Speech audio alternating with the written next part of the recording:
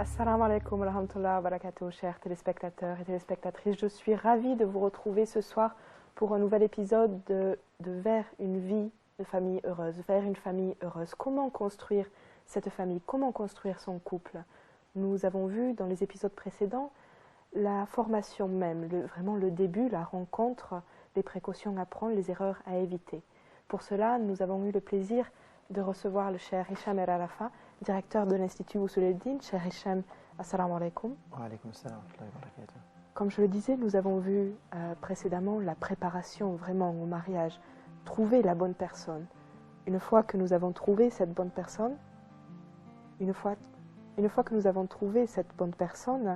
est temps d'officialiser ce mariage. Nous allons aujourd'hui traiter de cette question de comment rendre les choses officielles, comment vraiment signer finalement ce contrat et s'engager. La première question serait dans le contexte français, dans le contexte de la société française où il y a une superposition du mariage religieux et du mariage civil, pas forcément une superposition mais une complémentarité. Quel est celui qui a la plus grande valeur pour un musulman et pour une musulmane? Est-ce que c'est le mariage religieux finalement? Bismillahir Rahmanir Rahim, alhamdulillah, wa salatu wa salamu ala rasulillah. Alors, j'aimerais bien commencer par cette expression mariage religieux. Il y a un certain nombre de savants musulmans, de juristes musulmans, et je citerai précisément un savant syrien qui est décédé il y a quelques années, qu'Allah subhanahu wa ta'ala le comble par sa miséricorde, qui s'appelle Cheikh Mustafa Zarqa, l'un des grands savants contemporains, qui disait que le mariage en islam, c'est un acte civil et non un acte religieux. Et ça étonnera certainement 99% des téléspectateurs. Oui, parce c'est normal. On nous dit souvent que le mariage finalement est une sorte d'adoration d'Allah, est également une sunna du prophète sallallahu alayhi wa sallam. Donc comment dire à ce moment-là que le mariage est quelque chose de civil et pas forcément le mariage religieux? Il faut définir c'est quoi le civil, c'est quoi le religieux. Quand on dit civil, c'est-à-dire qu'il est en rapport avec les gens, les relations avec les gens. Quand on dit religieux, c'est-à-dire c'est entre moi et Dieu. Donc, un acte qui est purement religieux entre moi et Dieu, il est... Peut-être c'est difficile d'expliquer la nuance. Oui. Eh bien, pour une raison, c'est que l'islam, il est un peu différent des autres religions. Il est très différent des autres religions. Oui. D'ailleurs, il y a un penseur musulman qui est décédé aussi, qu'Allah subhanahu wa ta'ala le comble par sa miséricorde. C'était il s'appelle Ali Izetbegović, c'était l'ancien président bosniaque, le premier président bosniaque, qui disait dans ses écrits que l'islam n'est pas une religion. Comme on définit le terme religion dans la culture occidentale, il n'est pas une religion. Il est plus qu'une religion. Il est plus qu'une religion. Si ce n'est pas une religion, qu'est-ce que c'est justement? Alors, c'est le terme adorer Dieu et le terme adorer Dieu du point de vue de l'islam et adorer Dieu du point de vue catholique, par exemple, ne désigne pas la même chose. On adore Dieu d'un point de vue catholique lorsque je m'engage dans une relation entre moi et Dieu et n'engage personne avec moi.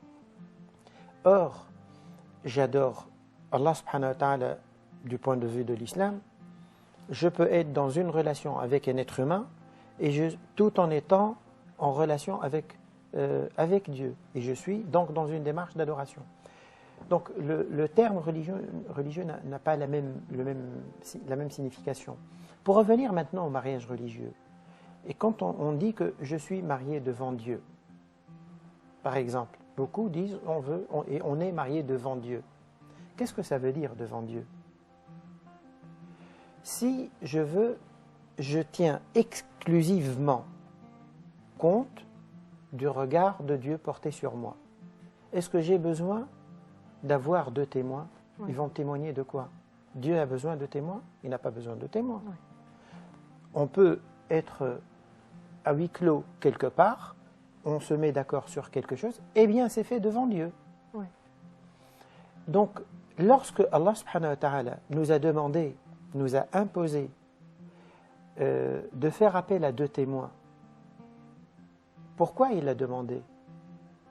Pour que si un jour on se trouve amené à vouloir prouver à qui? À lui? Non, à nous, entre nous, aux familles, à notre environnement. Si on veut prouver quelque chose, eh bien on peut appeler les témoins.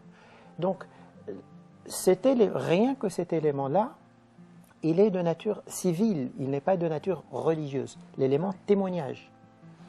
Donc les différents éléments de l'acte de mariage posent un cadre d'un engagement qui se fait entre les gens, entre les êtres humains. Mais le regard de Dieu, il est toujours là. Et s'il n'y avait que lui qui comptait, eh bien on n'a pas besoin de toutes ces formalités. Quand Allah subhanahu wa ta'ala nous dit, par exemple, lorsque vous souscrivez à une dette, vous prêtez de l'argent à quelqu'un, eh bien, mettez par écrit votre dette. Pourquoi? Pour lui? Non. Par rapport à lui, même si rien n'est fait, ça s'est passé devant lui et on ne pourra pas y échapper. Mais on écrit une reconnaissance de dette. Pourquoi? Pour que la personne, si un jour, pour X raison, je meurs et il vient réclamer sa dette, il peut se présenter aux héritiers et leur demander sa dette. Effectivement. Donc, c'est cet aspect-là qui est aussi important dans tout ce qui est toutes les relations qui se créent entre nous. Donc l'acte de mariage du point de vue de l'islam, il est un acte civil dans ce sens-là. Et dans cette compréhension des choses, dans ce cas-là, est-ce que on pourrait même se demander si le mariage religieux traditionnel est toujours pertinent, étant donné qu'en France, si nous avons un mariage civil, nous avons les témoins, nous avons le consentement, nous avons ces éléments qui peuvent être rassemblés sans que ce soit un mariage traditionnel religieux. Donc, est-il effectivement nécessaire maintenant en France de se marier de façon traditionnelle, on va dire, islamiquement? Alors, il faut peut-être voir les choses en définissant, en délimitant les contours du mariage civil français et du mariage civil musulman.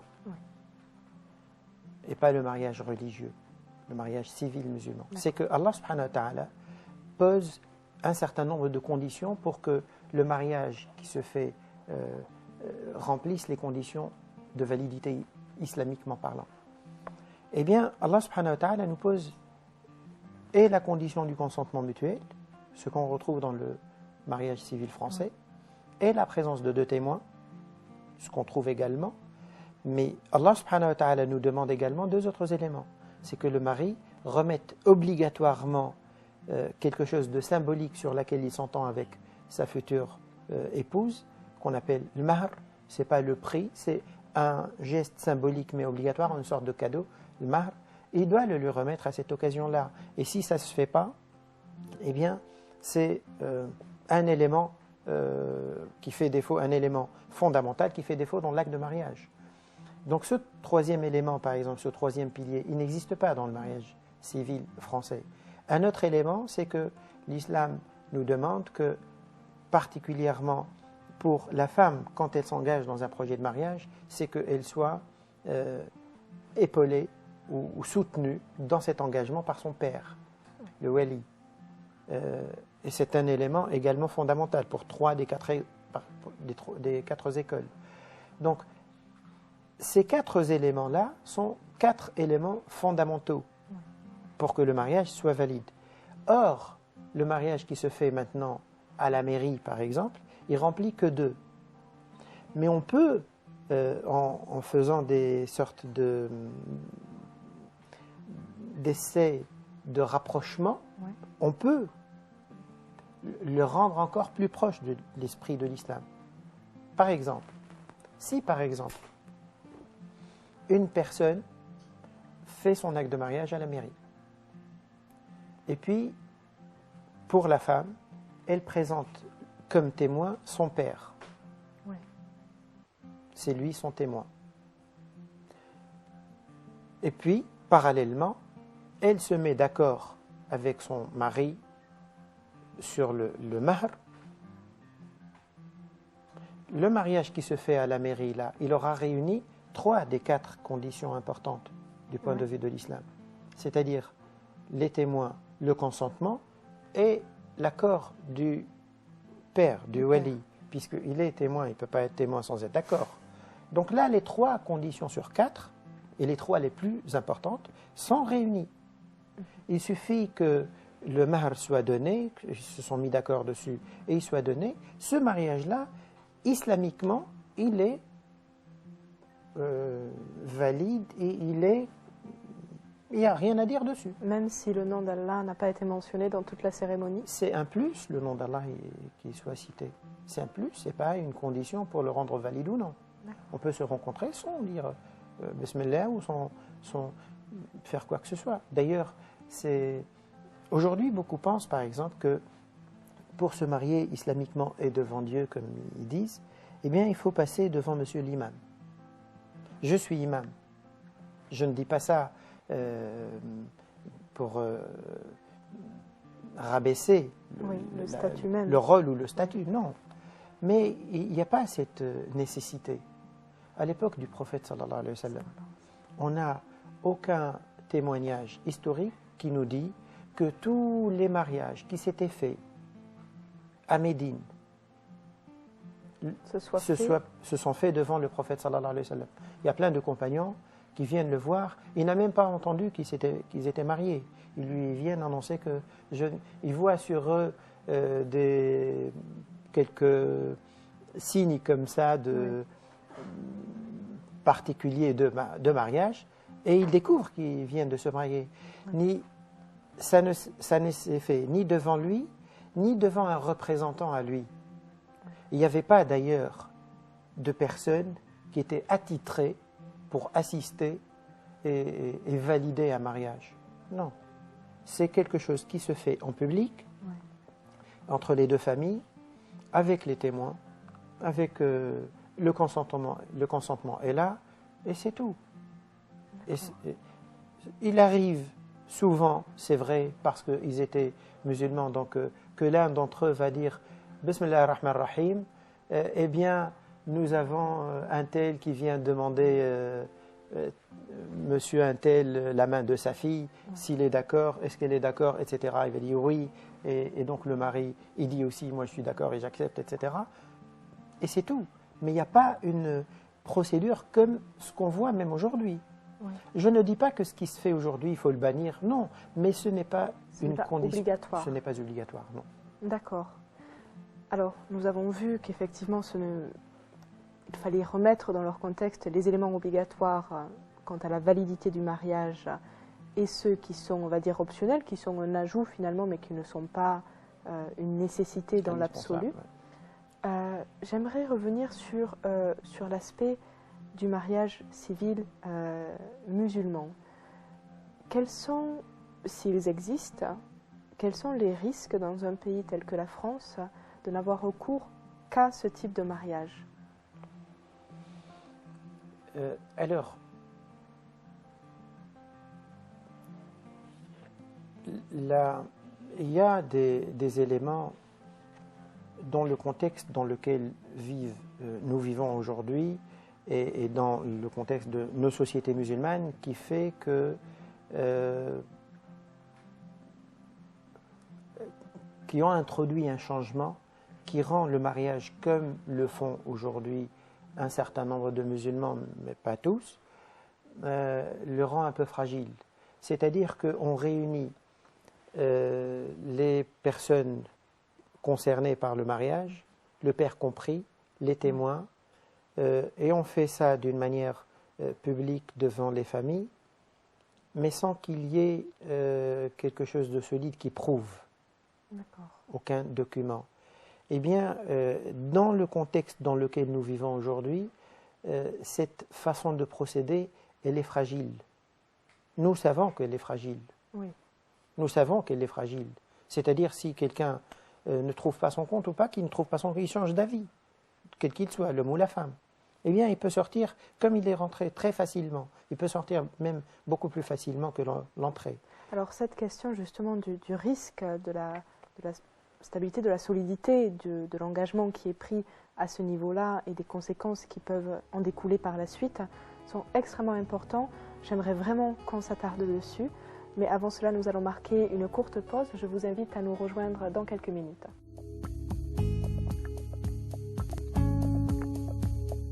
Nous revoilà en plateau pour cette seconde partie d'émission, une seconde partie d'émission qui sera consacrée à effectivement la nécessité ou du moins l'intérêt de faire un mariage civil en France et pas seulement un mariage civil musulman. Cher Hacham Al-Arafa, juste avant la pause, nous avons commencé à traiter ce sujet qui concerne les risques qui peuvent être liés à se contenter simplement du mariage civil musulman.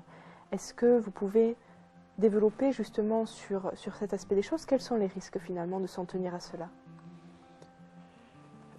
Alors, je ne dis pas que le mariage civil musulman, il est défectueux, défaillant, il n'est pas suffisant. Dans le contexte actuel, je ne parle pas du contexte d'un pays d'une manière particulière, ni la France ni autre, non, d'une manière générale. Dans le contexte d'aujourd'hui, cet acte de mariage civil musulman, il contient des éléments incontournables, mais il est ouvert pour introduire des éléments nouveaux que le contexte impose. Et c'est d'ailleurs la raison pour laquelle, pratiquement dans tous les pays musulmans aujourd'hui, de la Mauritanie à l'Indonésie, en passant par l'Arabie Saoudite comprise,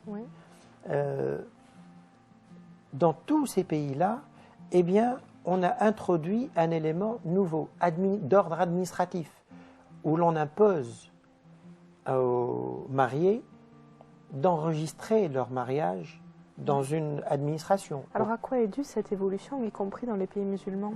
À quoi est due? C'est important de comprendre justement à quoi elle est due. Alors, quand on revient au tout début de l'islam, même avant l'islam, les gens se mariaient en respectant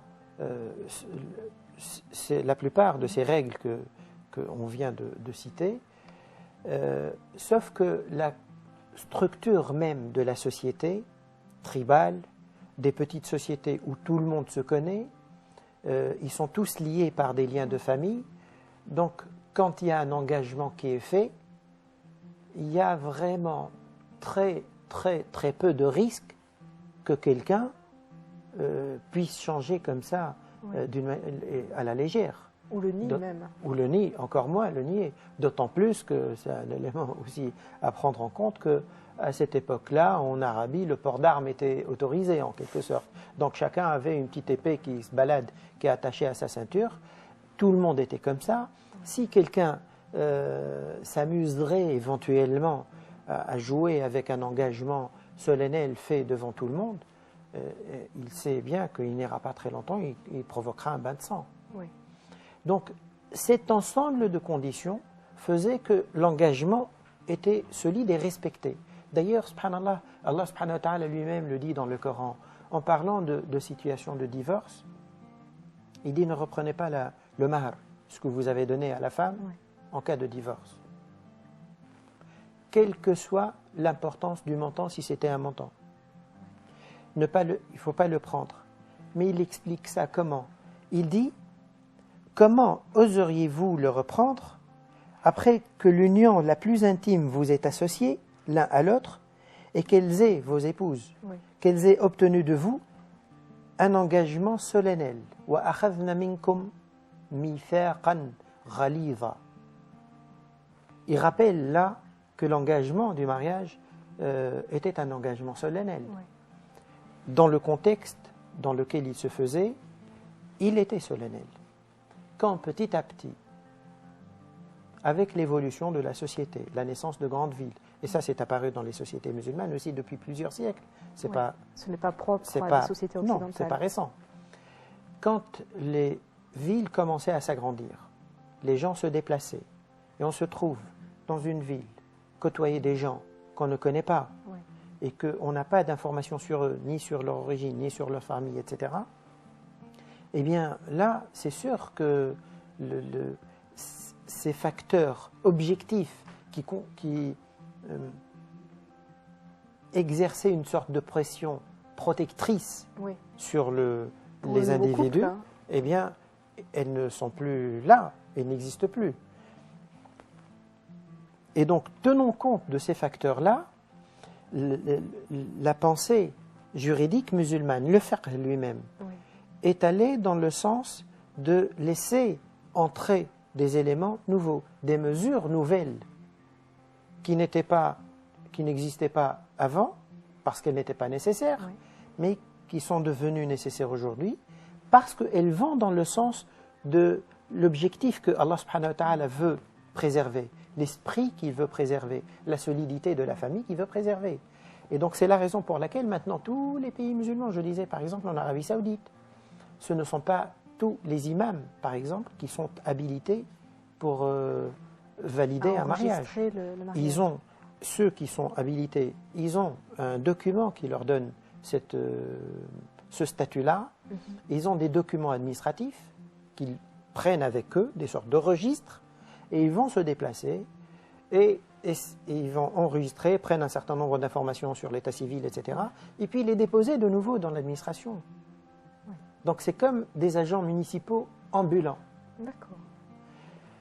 Et c'est ce qui se fait aujourd'hui, par exemple en Algérie, en Tunisie, au Maroc, dans différents pays musulmans, dans la plupart des pays musulmans. Donc on voit que l'aspect administratif Il est présent. est présent également dans ces pays-là. Il est présent. Et il ne s'est pas fait, c'est aussi important de souligner ça, il ne s'est pas fait contre l'islam, il s'est fait avec l'islam. Il s'est fait avec l'accord des savants musulmans. Pourquoi dans ce cas-là, parfois on a l'impression, on a ce sentiment en France qu'on est dans une sorte de dualité, de conflit en fait entre ces deux types de mariage?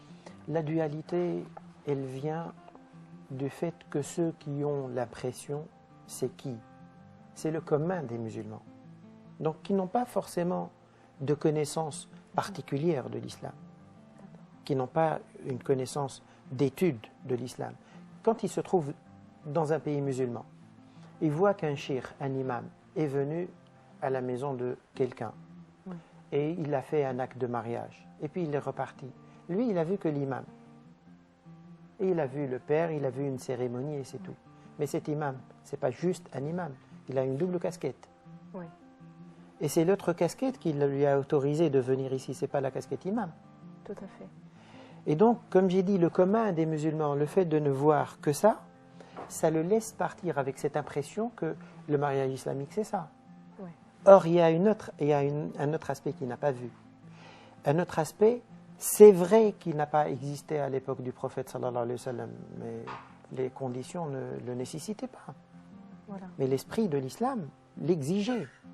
D'ailleurs, pour les téléspectateurs, pour qu'ils comprennent ça d'une manière aussi, pour que ça leur parle, il ne faut pas penser qu'on n'a pas le droit de toucher quoi que ce soit, de changer quoi que ce soit par rapport à l'époque du prophète sallallahu alayhi wa sallam. Il y a eu des changements qui sont faits par des compagnons, par des califes, par des savants, parce que c'est des changements qui se sont faits dans la logique de l'islam. Oui. Comment? Par exemple, le prophète sallallahu alayhi wa sallam, de son vivant, si quelqu'un, par exemple, se met un jour en colère, il est marié, puis il décide de divorcer. Oui. Il a décidé de divorcer, et puis, pour vouloir le dire d'une manière irréversible, il dit, alors, tu es divorcé, on est divorcé par 3 fois. Oui. Sachant que le divorce, ça se fait une fois, on peut revenir ensemble, deuxième fois, on revient ensemble, et une troisième fois, et là c'est définitif. Il y a tout un processus Exactement. avant d'arriver au divorce définitif. Mais si quelqu'un brûle toutes ces étapes et dit par 3 fois, le prophète sallallahu alayhi wa sallam considérait que ça c'est juste un abus de langage et qui compte qu'un seul divorce, c'est tout. On dit 3 ou 30, ça ne change rien. Ouais. Sayyidina Omar radiyallahu anhu, le calife, le deuxième calife, eh bien, quelques années après la mort du prophète sallallahu alayhi wa sallam, il a senti que cet abus de langage est allé très loin dans la pratique des musulmans et dans la société musulmane. Et il a voulu mettre fin à cet abus de langage. Comment? Il a décrété une loi dans laquelle il a annoncé que celui qui annonce qu'il divorce par 3 fois, eh bien, son divorce est définitif par 3 fois et il ne peut plus revenir à sa femme. On peut dire, mais c'est illicite. C'est illicite ou pas? C'est Sayyidina Omar qui l'a fait. Et Sayyidina Omar, il n'a pas une sorte d'immunité quelconque qui lui donne un pouvoir, un droit. Il est calife, c'est vrai, mais il a agi dans la logique de l'islam. Et pour protéger, pour rappeler la responsabilité. Exactement, exactement. Et donc, c'est pareil, pour revenir à la question du mariage et ce changement qui s'est introduit, il s'est introduit dans cet esprit-là. Pour revenir maintenant à notre contexte en France, par exemple, le musulman qui fait un mariage à la mairie, s'il le fait de cette manière-là, en faisant participer, par exemple, le père de la fille, de la femme, pour rajouter cet élément manquant, et le mahar, c'est sûr que ce mariage-là, il est beaucoup plus fidèle à l'esprit de l'islam que le mariage classique ou coutumier que les musulmans considèrent comme étant le mariage religieux fait devant Dieu. D'accord. Ce mariage civil, il est plus solide. Et plus protecteur aussi. Et plus protecteur, exactement. Et plus protecteur. Vous savez, quand on se marie comme ça, sans consolider par une validation d'autorité, ce mariage, qu'est-ce qui se passe? Le mariage, ce n'est pas juste l'union entre 2 personnes et puis, alhamdoulilah, c'est bon, ça roule, ça marche sur des roulettes. Ce n'est pas que ça. Ça implique un certain nombre d'obligations. Il y a une affiliation des enfants. Tout à fait. Ça ouvre un droit à l'héritage entre les époux et leurs enfants. Or, quand ça se fait comme ça, presque à la sauvette, entre guillemets, quand ça se fait de cette manière-là, eh bien, ça n'établit rien de ça. Tous ces droits que Allah subhanahu wa ta'ala donne, ou ces règles qu'il pose, eh bien, ne peuvent pas être appliquées. Pourquoi?